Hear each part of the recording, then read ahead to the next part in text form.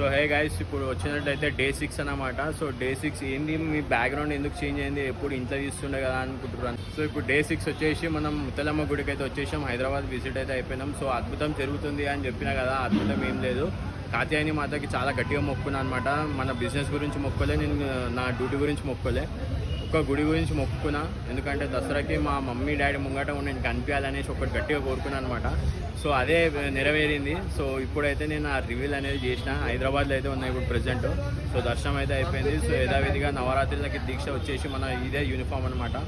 So మన బెంగళూరులో వచ్చేసి ఇట్లాంటి దీక్ష ఉందామా అనుకుంటే అది కాలేదనమాట. ఎందుకంటే ఇవన్నీ ఉండే అనమాట. ఉంటే కాటేరమ్మ టెంపుల్ ఒకటి ఉంది, అది మా దగ్గర నుంచి ఒక 45 కిలోమీటర్స్ లాంగ్ అనమాట. సో మేము ట్రావెల్ చేయడానికే మాకు హాఫ్ ఆఫ్ ద డే వెళ్ళిపోతుంది. సో మళ్ళీ టెంపుల్ ఆఫీస్ వాళ్ళంటే చాలా కష్టం. సో ఇది వచ్చి ఈ దీక్షలో ఉండి అమ్మవారిని మొక్కుకొని ఎంత ఖుషి ఉన్నానంటే అన్ని జన్మ ధన్యం అయిపోయింది అనమాట.